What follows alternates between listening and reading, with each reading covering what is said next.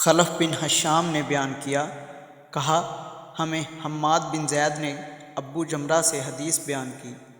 انہوں نے کہا میں نے عبداللہ بن عباس رضی اللہ عنہما سے سنا، نیز یحییٰ بن یحییٰ نے کہا، الفاظ انہی کے ہیں۔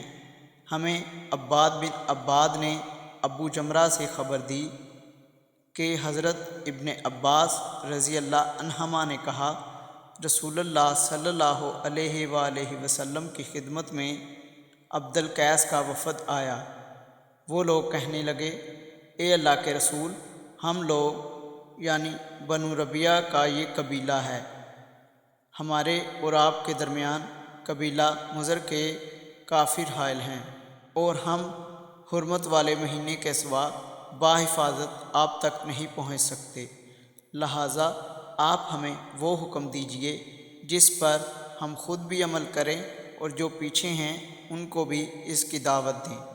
آپ صلی اللہ علیہ وآلہ وسلم نے فرمایا، میں تمہیں 4 چیزوں کا حکم دیتا ہوں اور 4 چیزوں سے روکتا ہوں۔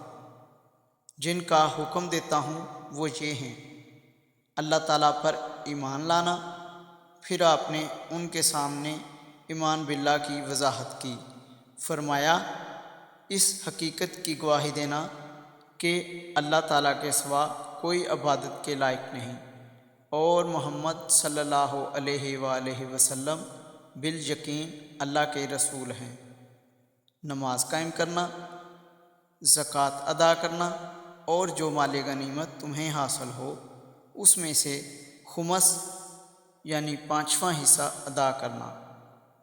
اور میں تمہیں روکتا ہوں کدو کے برتن، سبز گھڑے، لکڑی کے اندر سے کھود کر بنائے ہوئے برتن، اور ایسے برتنوں کے استعمال سے جن پر تارکول ملا گیا ہو۔